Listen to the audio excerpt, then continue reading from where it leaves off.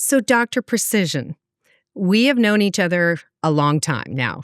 I moved to Vancouver in 2004, and I think I probably met you that year or the next year, but it wasn't until 2011 that we met. And I actually can remember where we met and talked first about what became SwitchRx. Do you remember that? I remember the year 2011. I remember picking up the phone and you saying, what are you going to be doing for the next 20 years of your life? But I don't remember where. I don't think you remember that because we met in person. We were at a meeting, a conference, and I said to you, aripiprazole had come on the market, and I said, I'm hearing all the time that aripiprazole causes insomnia, and I don't think it causes insomnia. What I think causes insomnia is the fact that they're stopping quetiapine or they're stopping olanzapine. They're not thinking about the drug the patient is on. And of course, when you have side effects, you always blame the new drug.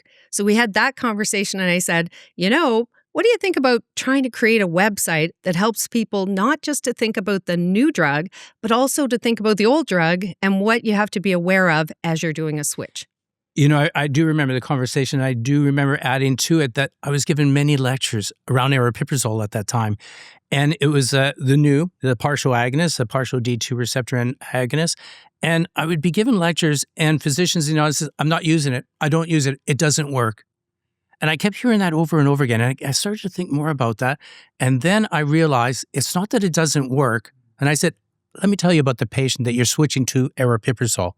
Those patients had been previously on antipsychotics. You were D2 blocking them for many years. And then all of a sudden you thought you could just stop it and start a partial agonist. And then the lights started to turn on. So I do remember that conversation, and we decided and we thought, well, what a great opportunity to help physicians when switching medications.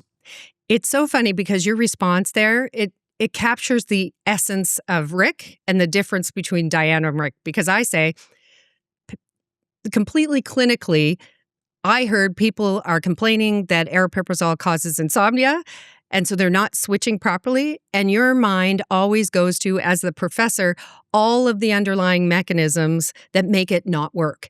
And it doesn't work for a whole bunch of reasons. And that's what SwitchRx was for. It was actually to highlight all of the pharmacology of these medications when you're trying to switch so that you help the patient have a better path to getting on a new and hopefully better tolerated medication. So, Ric, I'm so very proud of the work that we have done because, and a lot of people might not know this, but we have almost 140,000 people, clinicians, and that could be psychiatrists, researchers, pharmacists, nurse practitioners, family practitioners who have used SwitchRx. We have probably about 1,500 to 2,000 switches every day, uses of SwitchRx, and we have more than 100 clinicians every day signing up. And that speaks to the work that we've done and the trust that we've garnered through SwitchRx over these last 15 years.